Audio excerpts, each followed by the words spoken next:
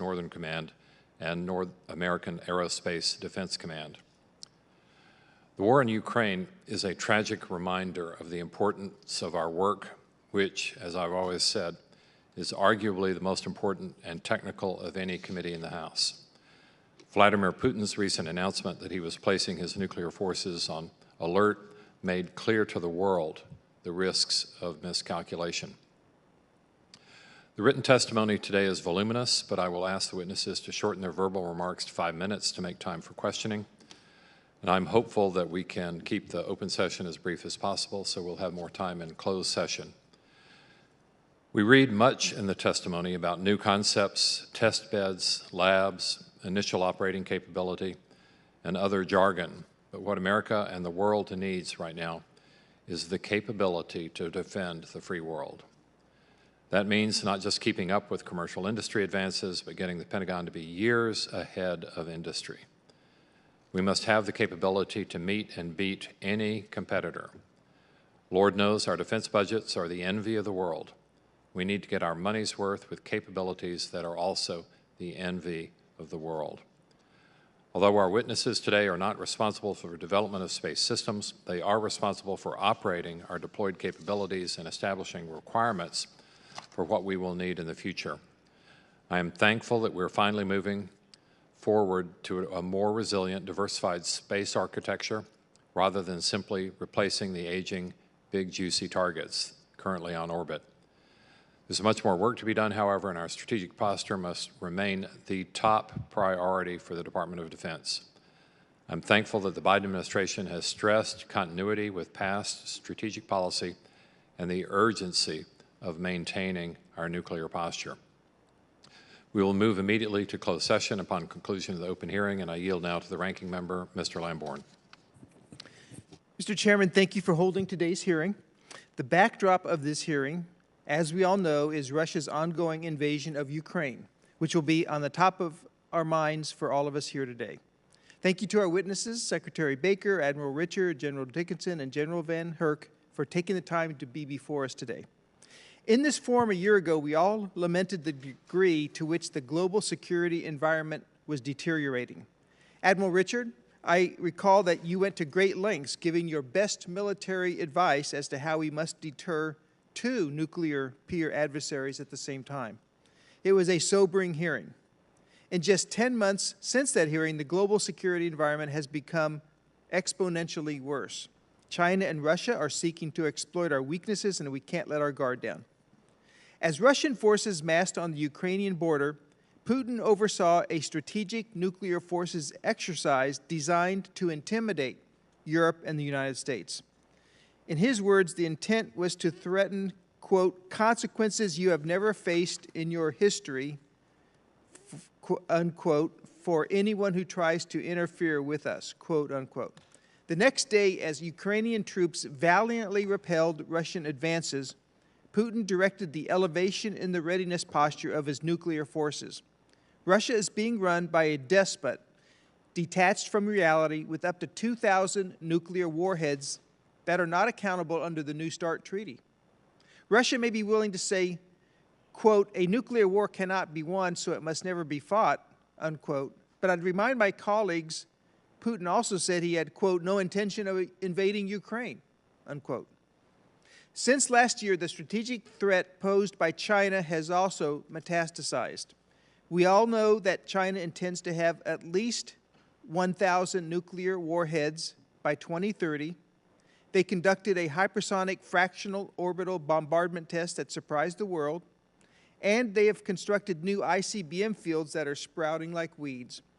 These new ICBM fields, along with new Chinese road mobile systems and hypersonic delivery systems, significantly increase the number of targets STRATCOM must hold at risk, and they complicate the detection and warning problem for our missile defense capabilities. And with everything else going on, North Korea launched a ballistic missile last week. It barely even made the news, but there is press reporting that the test had applications for a space-launched capability.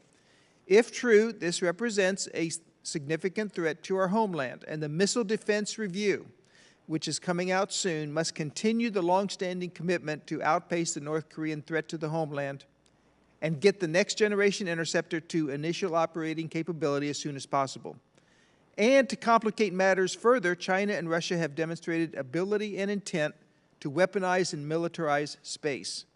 Russia's recent anti-satellite weapon test generated debris that threatens human lives on orbit and shows that space is no longer free from threat and militarization. China's demonstration of space warfare concepts is equally disturbing, as they recently demonstrated the capability to engage and remove satellites from their operational orbits. The open demonstrations of these abilities are intended as a direct warning to the West.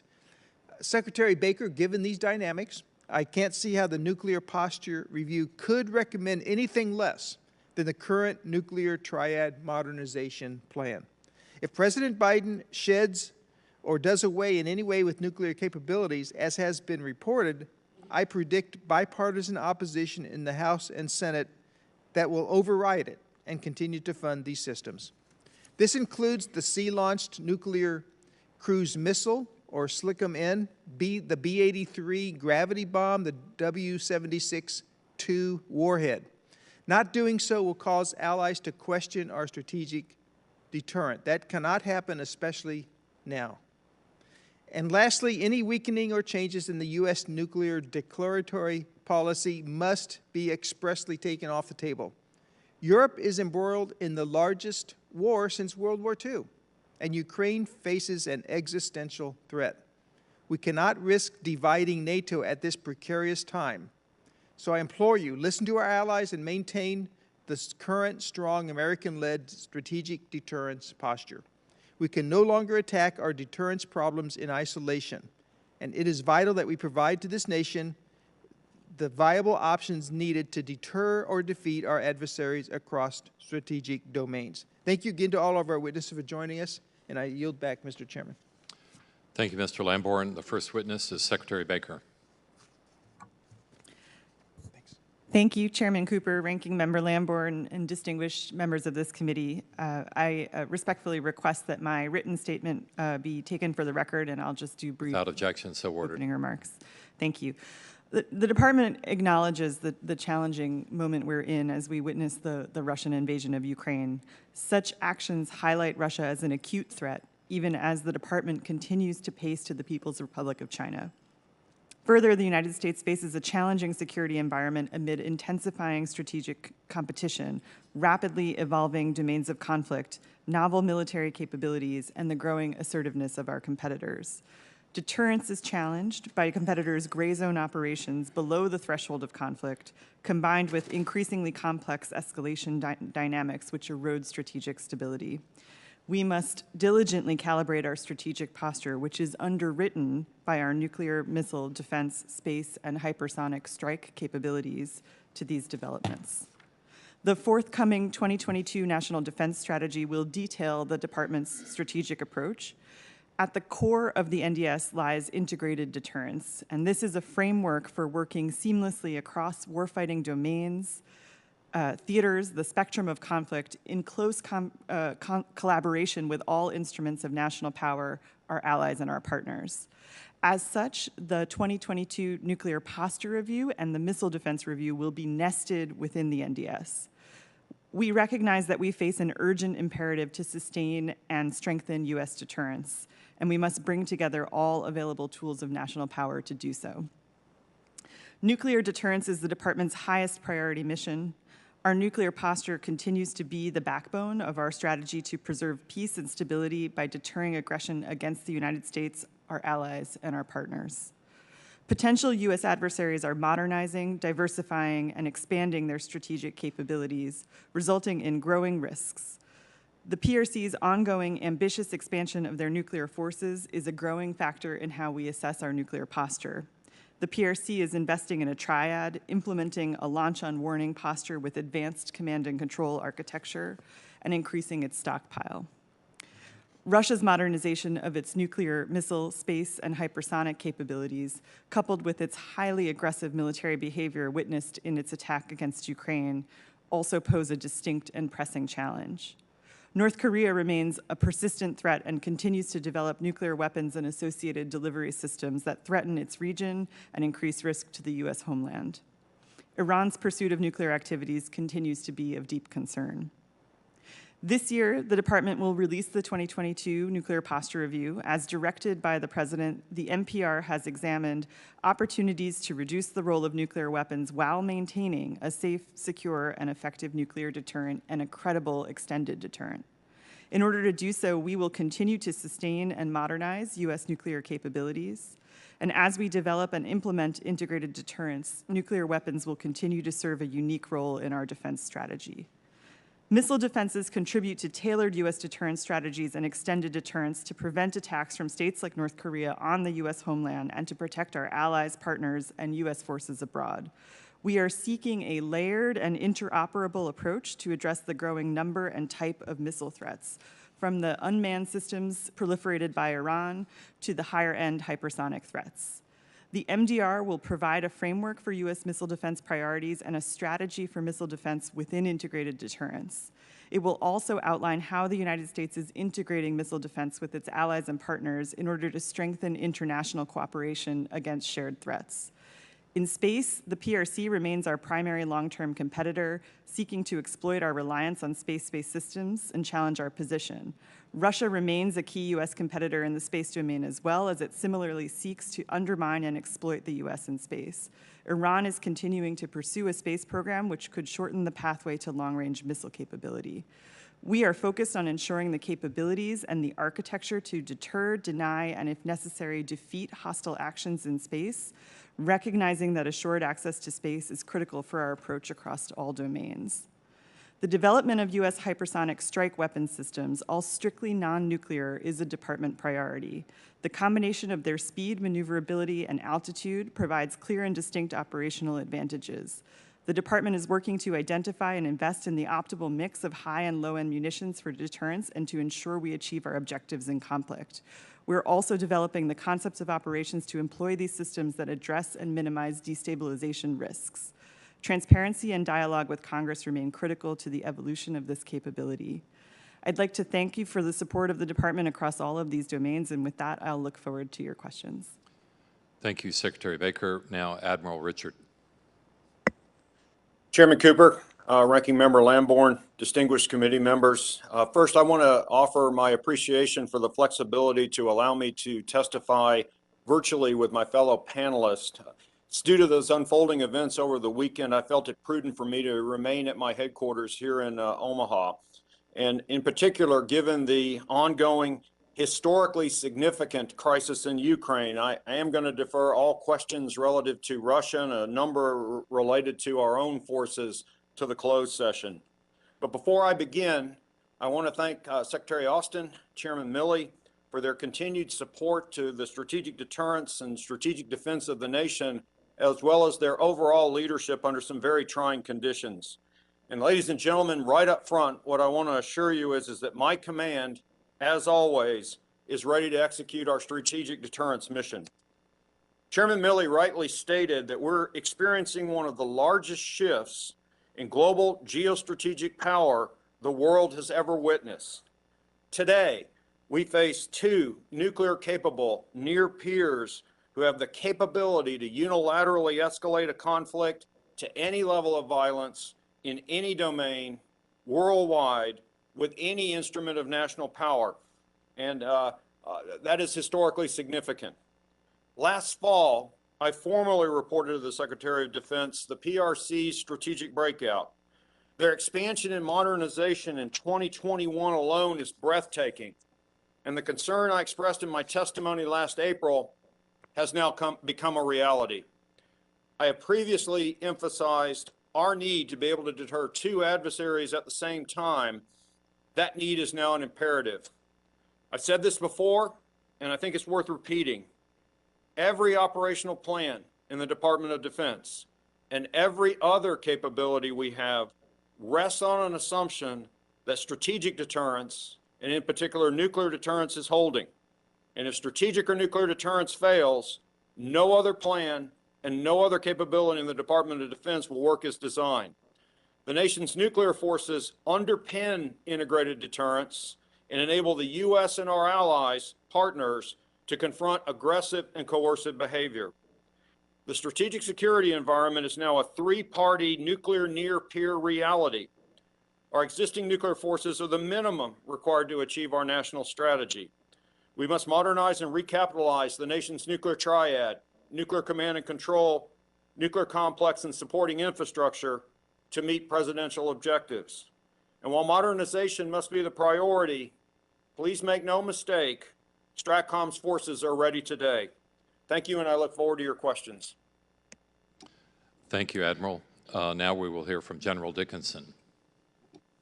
Good afternoon, ladies and gentlemen, and thank you, Chairman Cooper, Ranking Member Lambourne, and members of the HASS Subcommittee on Strategic Forces. As always, I'm honored today to represent the approximately 18,000 men and women of the United States Space Command.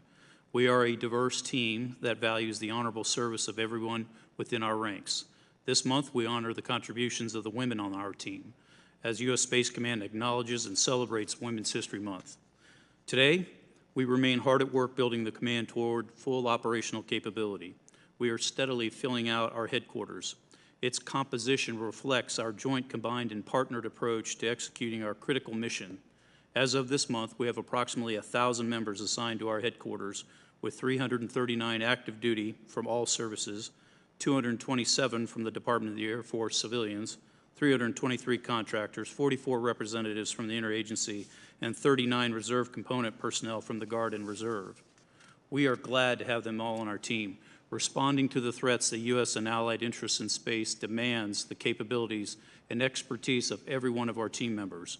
We are prepared to execute our unified command plan missions and responsibilities, yet acknowledge that the challenges from our competitors in the domain are substantial and growing. China remains our pacing challenge. PLA developments is directed to creating a joint, versatile, power-projecting, professional, and lethal force for the international stage, and the space layer is critical to their build-out. In 2021, the PRC increased on-orbit assets by 27%. Their recent counter space capability demonstrations include the DN-1 and the DN-2 direct descent anti-satellite tests and the hypersonic glide vehicle test. In January, the recently launched SJ-21 space debris mitigation satellite docked with a defunct PRC satellite and moved it to an entirely different orbit. This activity demonstrated potential dual-use capability in SJ-21 interaction with other satellites. U.S. Space Command is committed to deterring the use of these types of capabilities for nefarious purposes within the framework of the Department of Defense's Integrated Deterrence Initiative, and if called upon, we are capable of providing options to protect and defend against such threats. Key to all of this is U.S. and allied space superiority informed through Space Domain Awareness, or SDA, capabilities. SDA helps us analyze, not just identify, what is occurring in space, which, when combined with information from our intelligence agencies, helps develop an understanding of why things are happening in space. SDA remains my top mission priority for U.S. Space Command. SDA provides the backbone of U.S. Space Command's strategy for accomplishing our mission. That strategy sets the conditions to deter first, and when called upon, to defend space capabilities and deliver combat power to the United States and its allies. Our strategy has three main areas of focus. One is countering competitor influence. Two, strengthening relationships and attracting new partners. And three, building and maintaining a cooperative advantage. With continued support from Congress, U.S. Space Command will do all of that and more. So on behalf of the most critical asset in our command, the soldiers, Marines, sailors, airmen, guardians, civilians, and families of U.S. Space Command, thank you, Chairman Cooper and Ranking Member Lambourne, and the members of this committee for your support of our mission to conduct operations in, from, and to space. I am submitting my statement for the record, and I look forward to your questions. Thank you, General Dickinson. Without objection, your statement will be submitted in full for the record. Now we'll hear from General Van Herk. Chairman Cooper, Ranking Member Lambourne, and distinguished members of the committee, thank you for the opportunity to appear today. It's my honor to represent the men and women of the United States Northern Command and North American Aerospace Defense Command as we defend the United States and Canada in an increasingly complicated and dynamic environment. I'm also pleased to appear with Admiral Richard, General Dickinson, and Deputy Undersecretary of Defense for Policy, Ms. Baker, to discuss the vital importance of integrated deterrence, especially as it relates to the Homeland Defense mission. Northcom and NORAD face the most dynamic and strategically complex environment in their respective histories. Both commands face multiple simultaneous challenges from strategic competitors who have openly declared their intent to hold our homelands at risk in an effort to advance their own interests. Today, strategic competitors, rogue nations, non-state actors possess the ability to strike institutions and critical infrastructure in the United States and Canada. To put it bluntly, our country is already under attack every day in the information space and in the cyber domain. Our competitors, especially Russia and China, are spreading disinformation, actively sowing division and internal discord with the intent to undermine the foundation of our nation, our democracy, and other democracies around the world. We're seeing this play out today with Russia's invasion in Ukraine. Meanwhile, those same competitors have invested heavily in conventional precision strike capabilities and advanced delivery platforms, which Russia is currently displaying to the world. In pursuit of their regional objectives, Russia and China intend to hold targets in the homeland at risk below the nuclear threshold in order to limit decision space for our senior leaders by threatening national critical infrastructure and by undermining our will and disrupting and delaying our ability to project power forward in a crisis. I want to be clear. I believe the strategic deterrent is the foundation of homeland defense. I also believe it is necessary for the United States to maintain a reliable and effective nuclear triad. At the same time, I am concerned that our reliance on deterrence by cost imposition is currently overweighted and does not adequately account for the conventional capabilities our competitors have already fielded. This over-reliance increases the risk of miscalculation and escalation because it limits our national leaders' options in crisis and in conflict. Our competitors' advanced conventional capabilities make it necessary to move forward to a model of integrated deterrence that employs all elements of national influence, leverages allies and partnerships, provides leaders with a wide range of timely deterrence options. We must continually demonstrate to our potential aggressors that they will not be successful in achieving their objectives by demonstrating homeland readiness, responsiveness, resiliency, and displaying a range of kinetic and non-kinetic capabilities to defend the homeland and respond to any potential threat or aggression.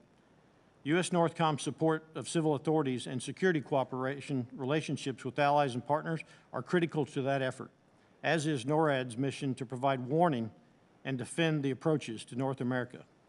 The reality is that this strategic environment is the new normal. North America is and will be continually challenged day to day and in crisis. Our operating model that assumed we could project power globally from a safe and secure homeland is eroding and has been eroding for more than a decade. In order to provide national leaders with timely and informed options that they need to achieve favorable outcomes, we must improve our ability to detect and track potential threats anywhere in the world while delivering data to decision makers as rapidly as possible wherever they might be. In pursuit of those goals, Northcom and NORAD are focused on 4 strategic principles in our homeland defense design. All domain awareness, that's from undersea to on orbit and everything in between, including cyber. Information dominance, that's the use of advanced capabilities such as machine learning and artificial intelligence to analyze and process data much sooner and deliver that data, what I call decision superiority, to key decision makers in a timely manner. And finally, global integration. No problem is regional anymore. They're all domain and global.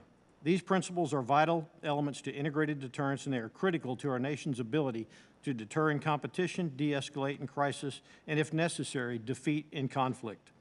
I continue to work closely with my fellow commanders, including Admiral Richard and General Dickinson, the services, the department, and all of our interagency and international partners to defend our nation. I'd like to thank the committee and all that you've done to support our soldiers, sailors, airmen, Marines, and our guardians. The FY22 National Defense Authorization continues to advance our national defense priorities and the mission of Northern Command and NORAD. However, today's strategic environment calls for sustained, sufficient, and predictable funding in order to prevail while presenting persistently operating under a continuing resolution has accelerated the erosion of our nation's competitive advantage over the last decade. I join my fellow commanders, service chiefs, and the Secretary in expressing our concerns and need to arrest this degradation by passing the FY22 omnibus and restoring normal order to the appropriations process as a matter of national security. Again, thank you for the opportunity to appear today. I look forward to your questions. Thank you, General Van Hert. Let me just add an amen to what you just said. I would ask all members to keep questions as brief as possible during open session so that we can rapidly move to closed session. I just have a few questions for Secretary Baker.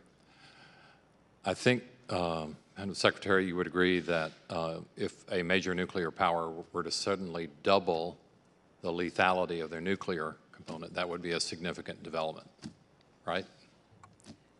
Yes, Mr. Chairman, I agree. It might even be what Admiral Richard calls a strategic breakout. So it's a truly alarming development. And I don't know what's in the nuclear posture review that's coming up, but my guess is we're not going to advocate anything like doubling U.S. nuclear capability, right? Mr. Chairman, I apologize. Unfortunately, I'm not at liberty to talk about the details of the NPR. Well, I'd be willing to bet that we're not going to advocate that, so that's fine. But there was a Washington Post article that appeared last October that troubles me because it claims, citing a national lab director who's retired, that the United States has just doubled the lethality of its nuclear arsenal. And there has been no denial from the Pentagon. Now, I checked into it to see if this claim was true or not, and it seems by all authorities to not be true. We have not doubled the lethality of our nuclear capabilities. So the continuing Pentagon silence troubles me. And I know that some folks like to appear 10 feet tall, even if they're not, but this doesn't seem to fit with clear and honest communications on nuclear matters. So perhaps the Pentagon wants to discount the Post as a source. I can understand that. But the continuing silence to me is nearly deafening. And I would hate for a near-peer adversary to mistake the Post article for something approaching truth and using that as an excuse to accelerate their nuclear development, when in fact we haven't done a thing, really. So I just want to get this on the record so that we can have clearer communications with the world. Mr. Chairman, I'm not familiar with the Post article that you referenced, but certainly we will dig into it. And I agree with you that when it comes to our nuclear posture and our nuclear capabilities, we ought to be as transparent as we can be wherever we can be. Thank you. Mr. Lamborn? Thank you, Mr. Chairman. Admiral Richard, I'll just jump right in for the sake of time. I think it'd be a mistake to discard any of our nuclear capabilities in light of our two near peers and the nuclear buildups and posturing that they're currently displaying. If the United States were to jettison any of these three following things, the nuclear sea-launched cruise missile, the B-83 gravity bomb, or the W-76-2 low-yield submarine-launched missile, in the upcoming nuclear posture review, what kind of message would that send to our adversaries and our allies? Ranking Member, if you would, given that that's a discussion of our own capabilities, I'd like to defer my answer to that to the closed session, please, sir.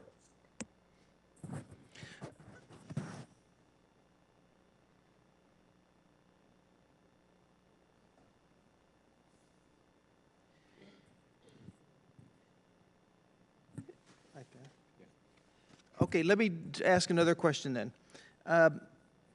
Is it your best military advice that our missile defenses are matching the growing People's Republic, Democratic Republic of North Korea threat? So, Ranking Member, my best military advice here is that very question is at the core of the Missile Defense Review. It's a question of what is our national policy in terms of what we expect to do from our missile defenses. My best military advice was applied inside the Missile Defense Review, and I think it would be best for that process to complete to give you the formal department answer on that, sir. General Dickinson, reliable space launch options are critical to the continued success of the national security space launch program and for assured United States access to space. Can you outline the strategic advantages that we have by having launch options on both coasts? And what are we doing to protect these national missions given the fact that we have adversaries who are trying to challenge our ability to operate freely in space? So Ranking Member Lambourne, so if I understand your question correctly, it's about responsive launch as well as how we protect those types of capabilities. Yeah, and having East Coast and West Coast options. Certainly. So I think from a perspective of, from a combatant commander's perspective, having many different options available to us is very important. In other words, not just relying on one type of capability, in this case, relying on the ability to rapidly or quickly respond to any events that we might have on orbit with the capability to put something else up in orbit to provide us resiliency and, quite frankly, redundancy. Having them geographically separated obviously has some survivability benefits to that. So East Coast, West Coast, it also allows us to deploy in different orbital regimes and in different slots, if you will. And so from that perspective, I support that. I think it's part of a layered resiliency type of concept where we rely on that plus other things to make sure that we have resiliency in space. And it was mentioned, I believe, by Chairman Cooper in his opening remarks about a resilient space architecture, and that's very important that we have that. That is part of it. The other piece in my mind is having a constellation of satellites for different types of functions, whether it be communications or ISR or missile warning, that provide us redundancy and resiliency through numbers of satellites as opposed to just a few. Thank you. General Van Herk, can you elaborate as to how China is developing its hypersonic capabilities in this open context, and how does that compare with our own progress? Ranking Member Lambourne, they're aggressively pursuing hypersonic capability tenfold to what we have done as far as testing within the last year or so, significantly outpacing us with their capabilities. Ours, we're picking it up in the department. I'm confident we'll see when the budget comes out, we'll see additional resources applied into the hypersonic area, as well as in threat warning and attack assessment for those capabilities. Thank you for the opportunity. Okay, thank you. And Secretary Baker, I imagine that the department is diligently consulting with our allies and partners these days as Russia invades Ukraine and is threatening veiled threats or maybe not so veiled threats on nuclear action. In these conversations, have you found a single NATO ally that is advocating for us to change or weaken our nuclear declaratory policy? Congressman, yes, of course, we are consulting closely with our partners and allies on a daily, if not more regular basis. The substance of those conversations is largely about the current ongoing events in Ukraine, but no, I can't say that I've found an ally who is urging us to reduce our nuclear deterrence. Or our declaratory policy in particular? Yes, sir. Okay, thank you so much. Mr. Chairman, I yield back to you. Thank you. Mr. Carbajal. Thank you, Mr. Chair. General Dickinson, U.S. space officials noted recently that Russia will employ counter-space capabilities like jamming and spoofing of the Global Positioning System, GPS, and communication satellites in support of its Ukraine invasion. In addition, the NRO director urged military and commercial space operators to prepare for possible cyber attacks from Russia. These warnings are deeply concerning to me, as I represent Vandenberg Space Force Base, home to the U.S. Space Command's combined CSPOC Space Operations Center, which provides GPS navigation and space-based data that supports U.S. European Command and partners, and critical to our command and control of space forces. With this increased threat of cyber attacks and counter-space capabilities, how is U.S. Spacecom working to sustain GPS and critical communications networks that support coalition partners? Thank you, Congressman, for that question. So at U.S. Space Command, we prepare for that every day. That is part of what we do throughout the command. You mentioned the CSPOC at Vandenberg Space Force Base.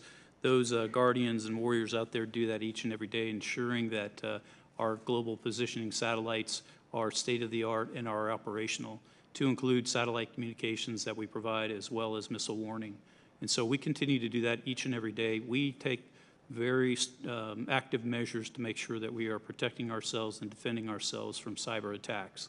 So in my mind, we are in a position right now where I'm very comfortable with our strategic posture for the space enterprise in support of not only European Command, General Todd Walters over there, but also the other combatant commands around the world. So with our global mission, that's what we do each and every day. Thank you. To continue, General Dickinson, the space enterprise has increasingly become a contested domain as Russia and China continue to develop and field space capabilities. In this contested space environment, do you have enough resources to assure U.S. access and superiority in the space domain? And two, how are you leveraging commercial capabilities to fill current and future capability gaps?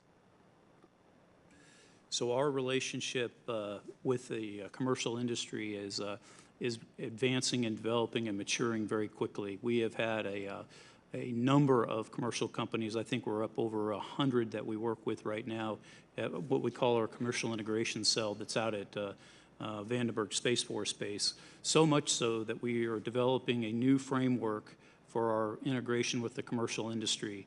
And we're doing that right now at U.S. Space Command because we're finding that our commercial partners can bring a lot of capability very quickly to what we do each and every day. And that starts with satellite communications. That's really been kind of our older relationship that we've had for many years, but now it's expanding into space domain awareness that gives us commercial type of products that we can use from the commercial perspective. And that's actually out in Colorado Springs where the headquarters is right now, and I think we've had Ranking Member Lamborn there. So in other words, the integration of commercial capabilities within U.S. Space Command helps us with what we were just describing in terms of providing resiliency as well as redundancy in some of the things that we need and capabilities we provide.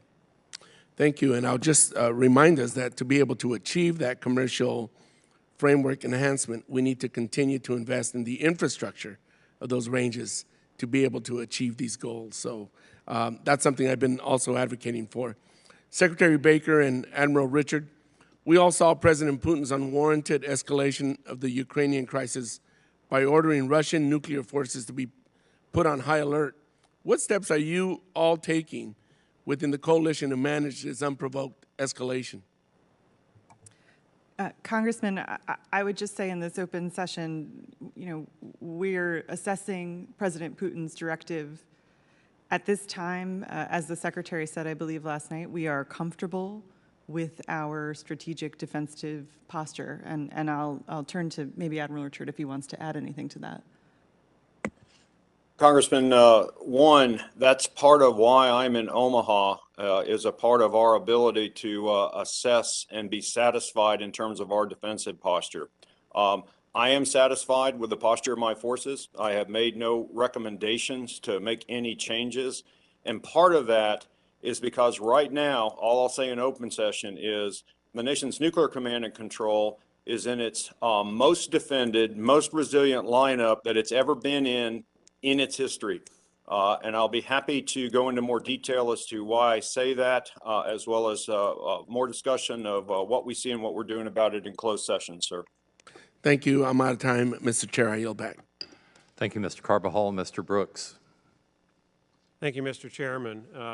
Admiral Richard, always good to see someone from the Tennessee Valley up there.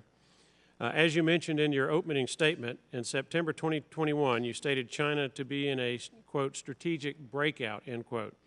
In February 2021, you wrote in an essay titled Forging 21st Century Strategic Deterrence that you expected China's nuclear weapon stockpile is expected to double, if not triple or quadruple, over the next decade. We've all been paying close attention to the conflict in Eastern Europe and Russia's recent movement toward a more aggressive nuclear posture. With what we know about these two adversarial powers, is it in the best interest of the United States national security to make changes to our nuclear declaratory policy? Congressman, you know I've testified to that effect several times in the past, and it remains my best military advice that changes would not have benefit to strategic deterrent, but would have a negative effect, a significant negative effect on our assurance of our allies. More specifically, how would a change away from strategic ambiguity affect our allies, and what message does it send to our adversaries? Well, it certainly does not help and has a very negative effect on the assurance of those allies. And bottom line, in terms of any potential adversary, I don't think fundamentally they're going to believe one way or the other what our policy is any more than we do in some cases. Again, that's my best military advice. That's being addressed as a part of the nuclear posture review. I know my place in the chain of command, and we're ready to execute whatever decisions are reached. Over. Thank you, Admiral Richard. General Dickinson, good to see you again. In your opening statement, you outlined China's intentions to obtain superiority in space. We know China has various abilities to conduct attacks on our satellites, including laser blinding, high-powered microwaves, radio frequency jammers, and ground-based missiles that can reach satellites in low Earth orbit. Can you describe the problems we face and the challenges of responding to such attacks? So thank you for the question, Congressman. Good to see you as well. For U.S. Space Command, what we're working on right now is all those events that you just described, our ability to understand what those events are and our awareness of those events. So one of the priorities, or the priority within the U.S. Space Command right now, is building out the capability to do space domain awareness so that I'm able to understand, interpret, and characterize what is happening on orbit. And we are doing that through a couple of means. One is we're looking at what our terrestrial-based radars can see in space. Some of those are the traditional ones that we've known about for many, many years and have used those. Others are ones that we hadn't used before in that role is doing space domain awareness. In other words, looking up and seeing what they can see. So we, over the last 2 years, have done a lot of integration of those non-traditional space domain awareness sensors in order to understand better what's going on in the space domain. And that was highlighted for us when we had the Noodle test a couple of months ago, where we were able to characterize for the National Command Authority what we saw in space. So in other words, battle space awareness is key to what I'm doing right now to make sure that I can understand what's happening. Thank you. And this one will be for General Van Herk. Hopefully I can get the question in quick enough for you to answer. The Missile Defense Agency launched the Next Generation Interceptor program to protect the United States against potential ballistic missile threats stemming from North Korea and Iran. How is Northcom continuing to work with MDA to ensure the NGI program remains on schedule and will meet the need of the Combatant Command when it is delivered in the 2029 timeframe? Congressman, thanks for the question. I routinely meet and talk with Vice Admiral John Hill from MDA and stress the importance of staying on time with delivery in 2028, if not sooner. They have structured the competition to reward fielding quicker and faster to meet those demand signals. I'd like to reiterate, I'm comfortable with where we are today in my capability to defend against the rogue actor that we're designed to defend against. Capacity and capability going forward could be challenged, and that's why it's crucial that we keep the NGI on time or bring it forward even sooner than 2028. Thank you. Mr. Chairman, I yield back. Thank you, Mr. Brooks. Mr. Garamendi.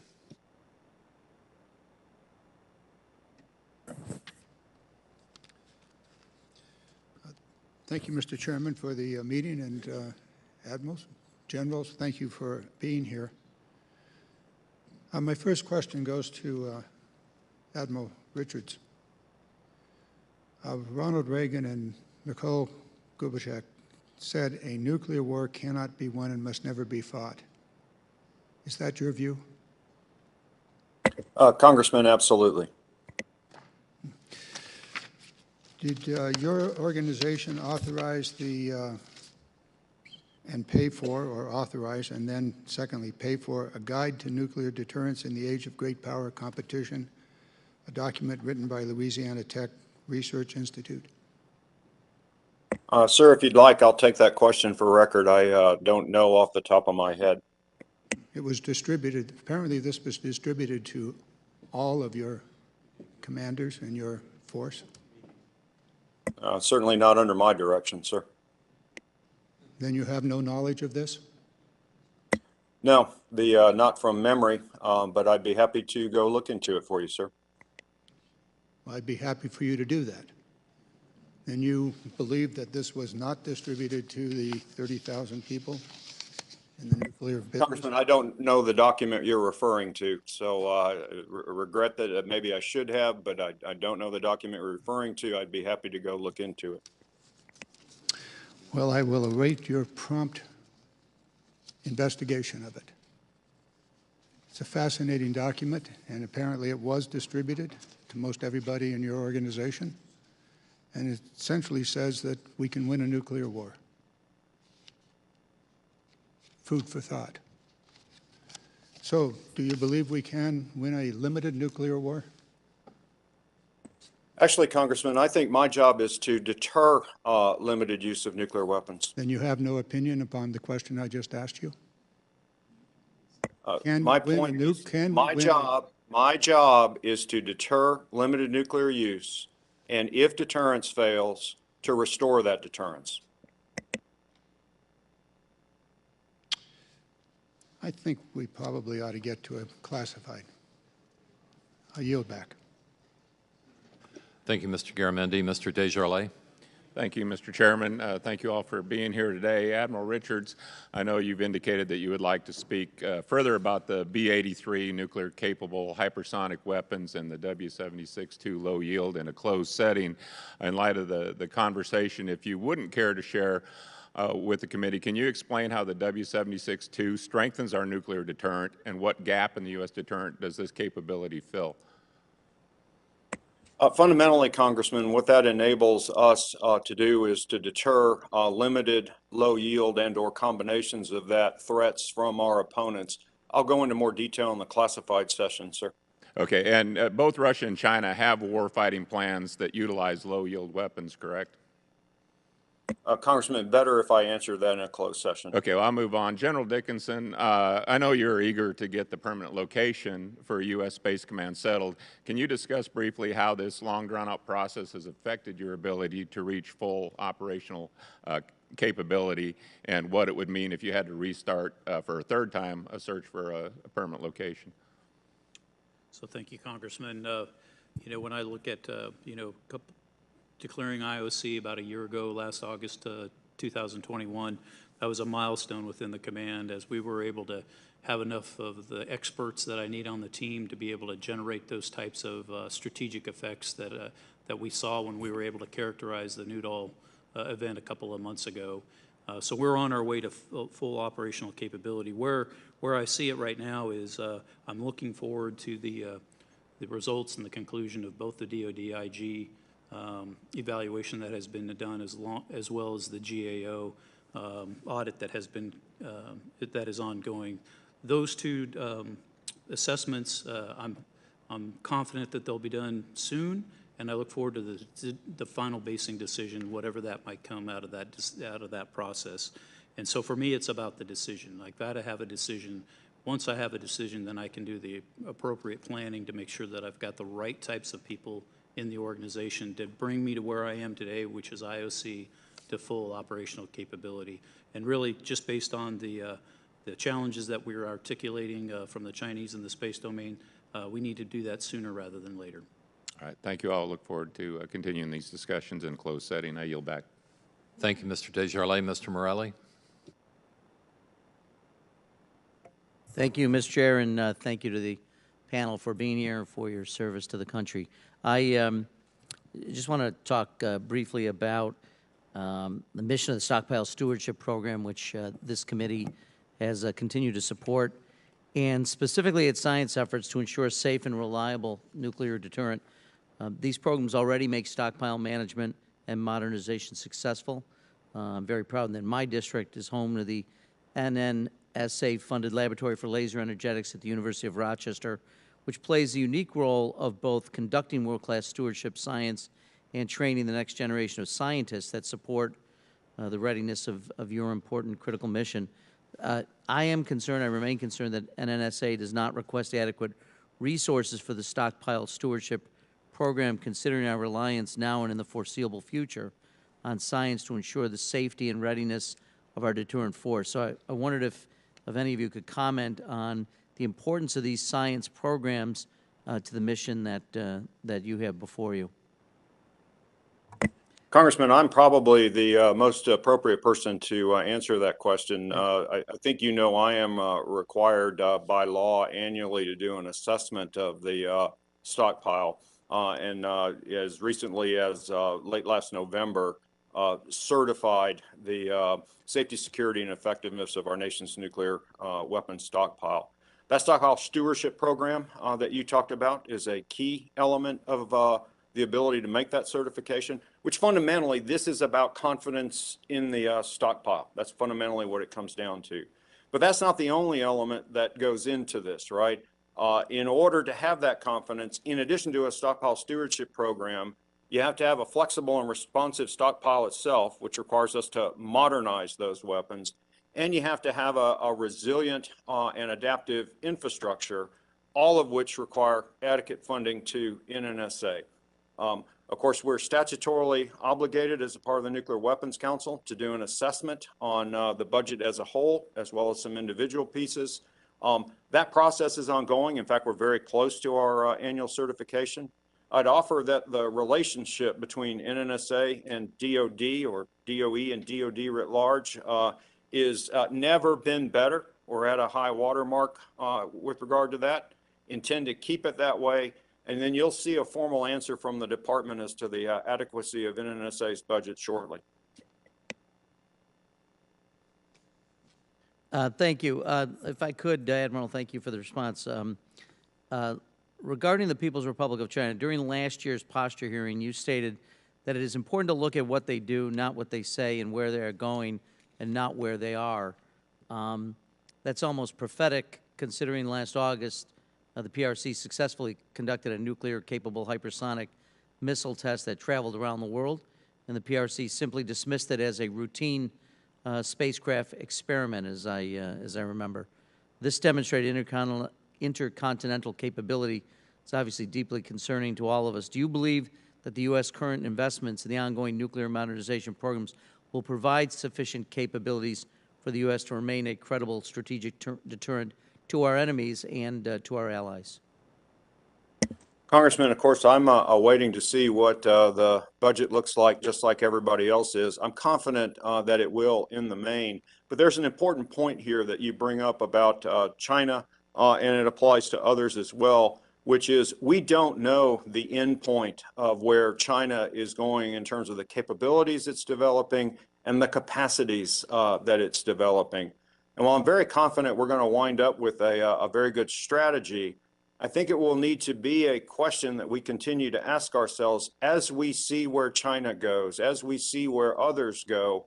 What are the overall capability and capacity that the United States requires in order to execute that strategy against a changing threat? And we're going to have to ask that question much more frequently than we have in the past. Over. Thank you, Admiral. Mr. Chairman, I yield back my time. Thank you, Mr. Morelli. Ms. Cheney?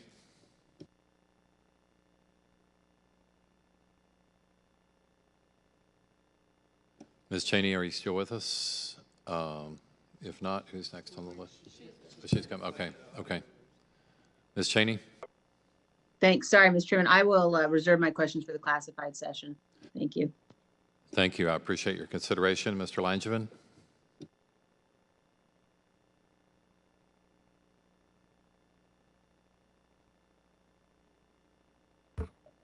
Thank you, Mr. Chairman. Can you hear me okay?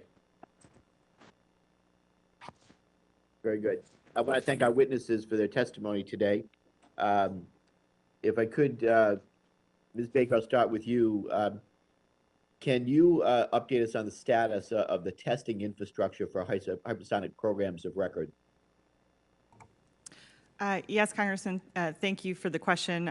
I can assure you and assure the committee that we have made substantial investments in the test infrastructure, both air and ground, in order to accommodate hypersonic testing and other advanced technology testing that we anticipate will be coming down the road. Happy to get you more detail on that if that's of interest. It is of interest. I'm particularly interested in the in the wind tunnel. Is that part of the infrastructure upgrade you're talking about, or is that outside of your purview? Congressman, I just to make sure I get my facts straight, I'll take that for the record and happy to get back to you with a little bit more detail. Okay, thank you. Are there any additional investments required beyond those mentioned in the science and technology or testing and infrastructure MILCON unfunded requirements submissions? Congressman, this is something that we've looked at over the course of the National Defense Strategy and NPR, MDR process, and we are working closely with our colleagues, other components of OSD, to make sure that what is included in the budget request, the forthcoming budget request, reflects that need.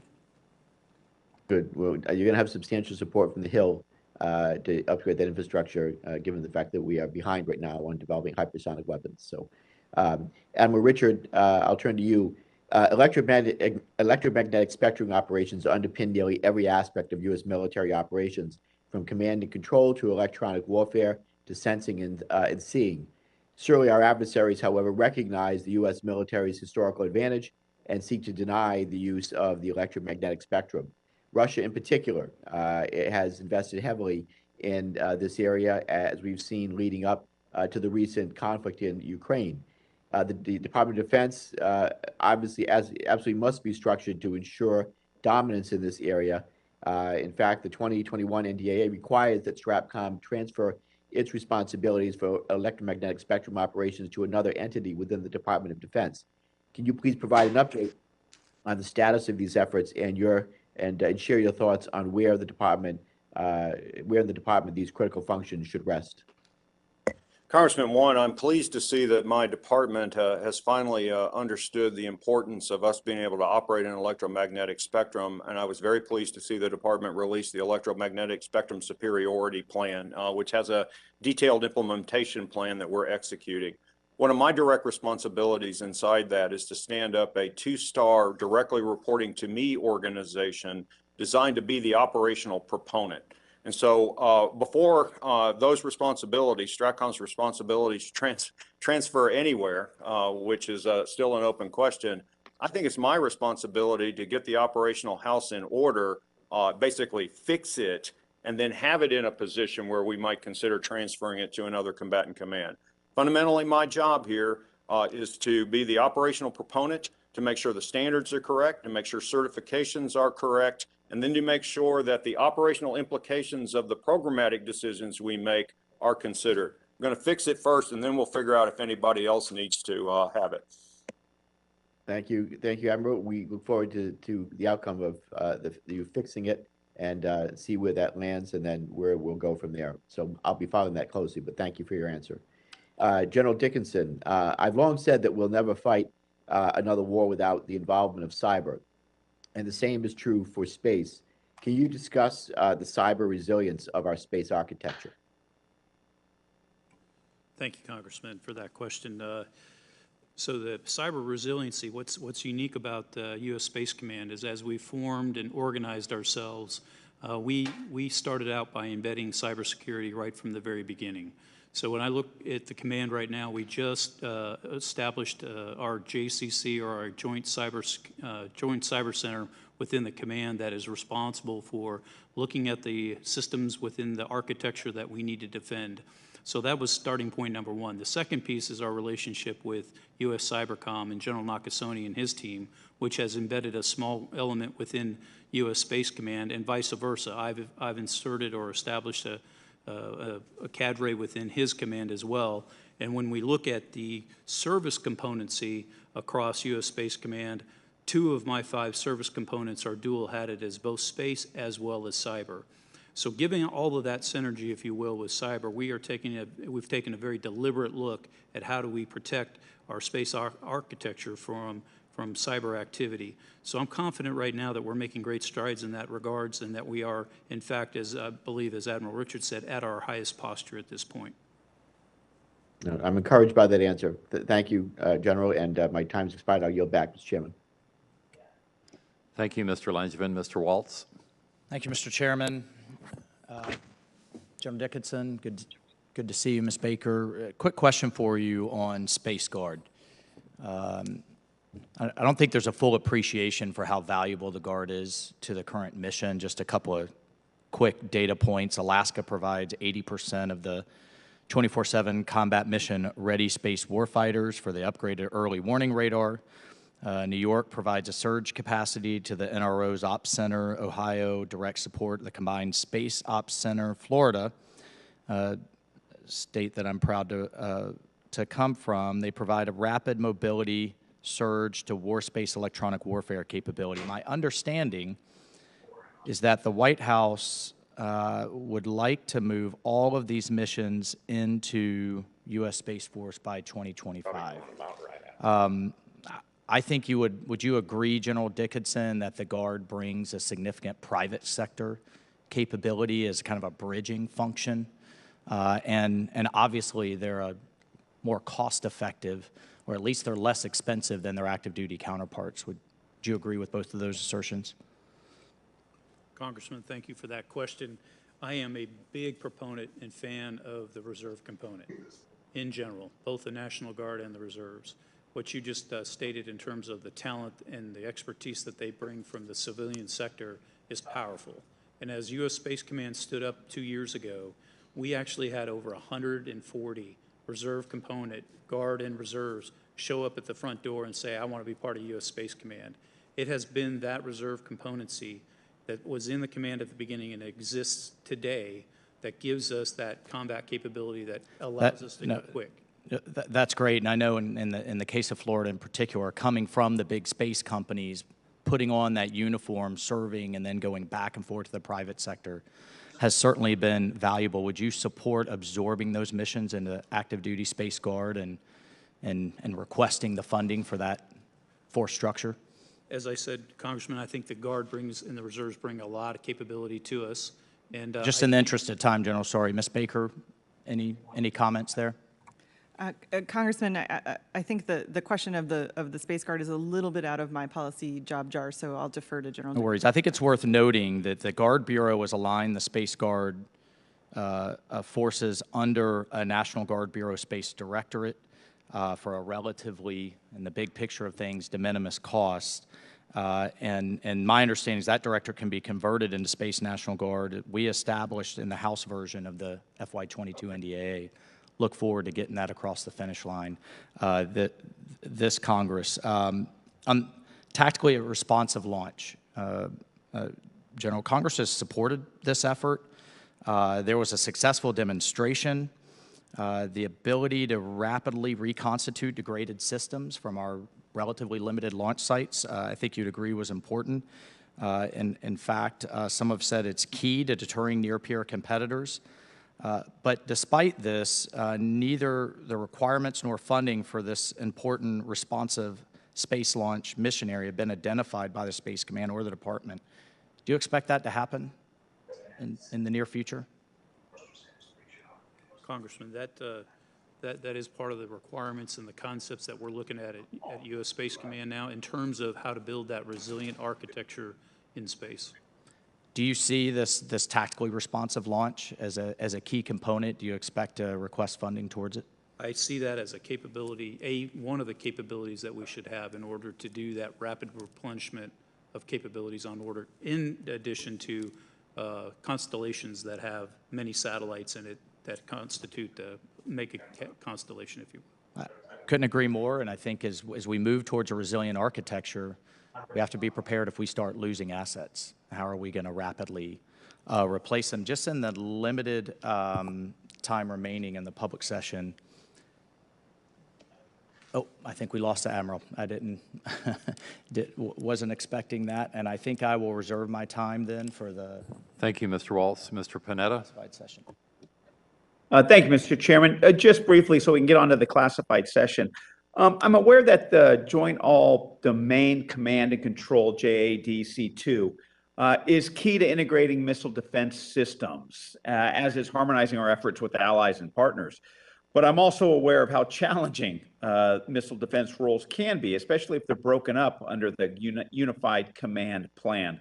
That being said, I was just wondering, General Dickinson or General Van Herk, Can you just kind of give a description of how we're trying to improve interoperability among the combatant commands, as well as our allies and their communication networks in order to bolster our missile defense systems? We're having briefing after briefing. Congressman, I'll take that question, General Van Herk.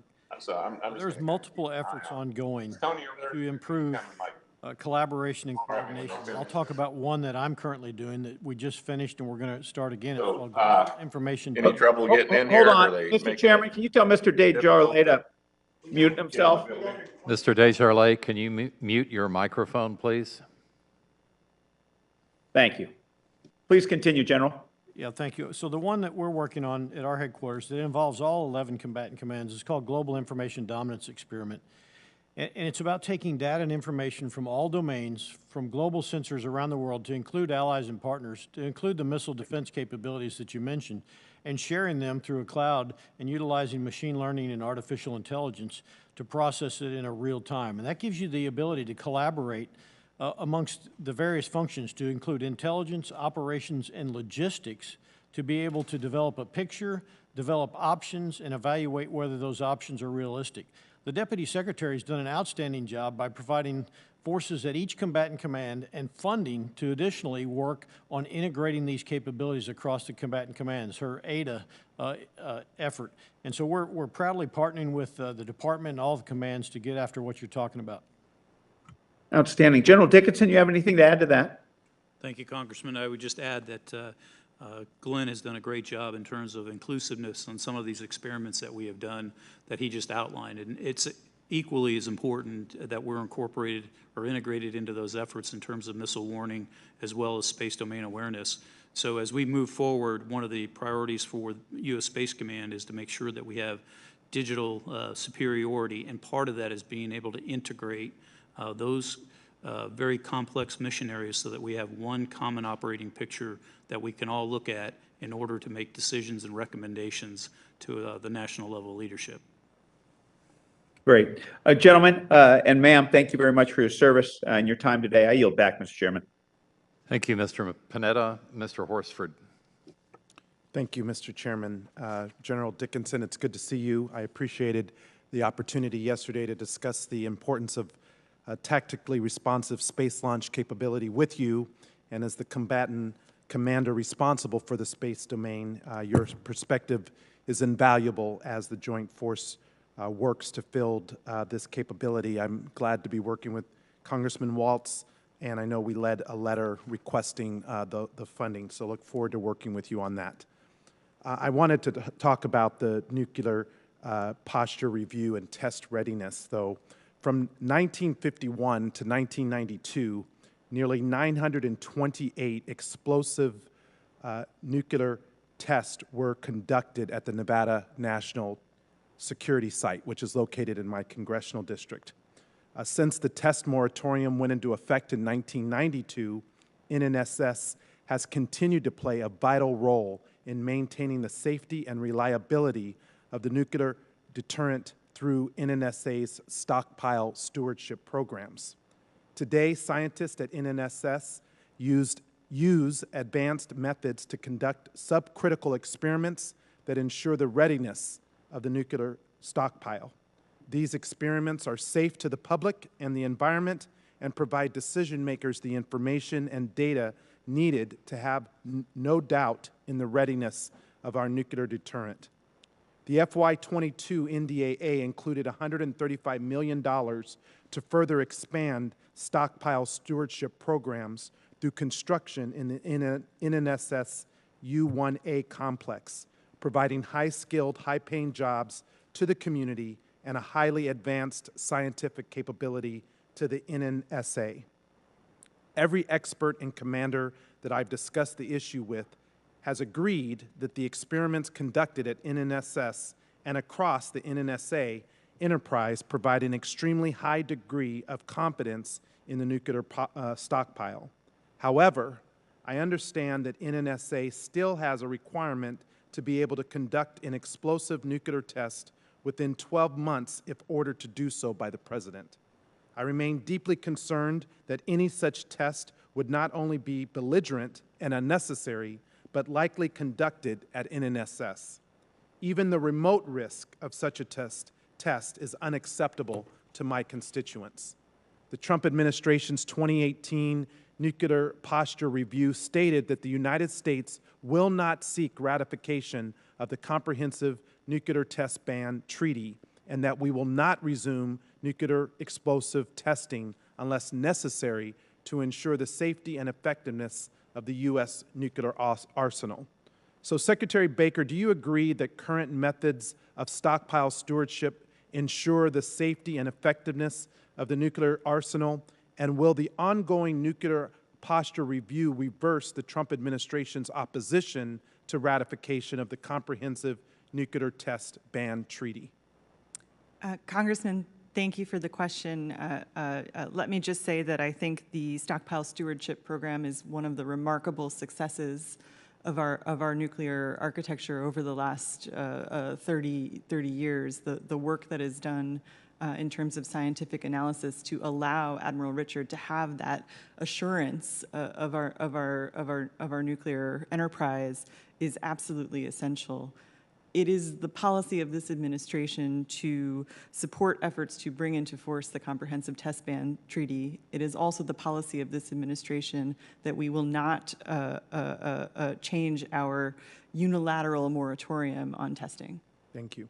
Admiral Richard, as the combatant commander responsible for the nuclear deterrent, are you confident that NNSA stockpile stewardship programs will continue to provide you certainty that the nuclear deterrent is safe and effective?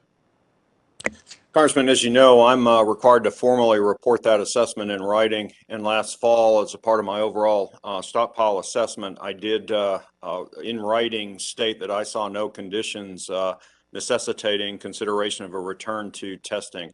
But what I would offer is that stockpile stewardship alone is not all that's necessary to make sure that we have confidence that we don't need to go do a test to restore that confidence. It's not only stockpile stewardship. I have great confidence in that program.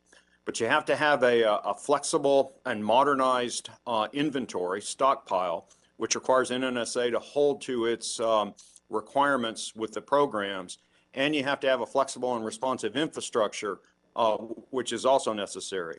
So as long as NNSA continues to meet DoD requirements, then I will have that confidence. If not, it would require revisiting. Over. Thank you, Mr. Chairman, and I yield back. Thank you, Mr. Horsford. Mr. Moulton. Mr. Chairman, I defer my questions for the classified session. Thank you. I appreciate the gentleman's consideration. Mr. Khanna. Mr. Chairman, I defer my questions. I also welcome your consideration. Then we will move post haste to the classified session. This portion of the hearing is adjourned.